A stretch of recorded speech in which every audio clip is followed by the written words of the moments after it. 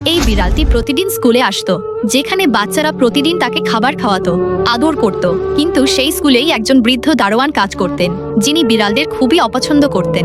একদিন যখন বিড়ালটি ক্লাসরুমের বাইরে বসেছিল, তখন সেই বৃদ্ধ গরম পানি নিয়ে এসে বিড়ালের উপর ফেলে দেন। যন্ত্রণায় বিড়ালটি চিৎকার করতে করতে দৌড়াতে থাকে ও তার চামড়াও ভয়ঙ্করভাবে পুড়ে যায়। এভাবেই বিড়ালটি অসহায়ের মতো স্কুল মাঠে পড়ে থাকে। পরক্ষণেই কিছু স্টুডেন্ট এই দৃশ্যটি দেখে। তারা বিড়ালটিকে তুলে নিয়ে কাপড়ে জড়িয়ে চুপচাপ বাড়ি নিয়ে আসে। এরপর তারা বিড়ালটির ক্ষতের উপর ওষুধ লাগায় ও খাবার খেতে দেয়। কিন্তু বিড়ালটি এখন আর আগের মতো ছিল না। সে কেবল এখন দুর্বল, চুপচাপ ও ভয়ার্ত অবস্থায় থাকতো।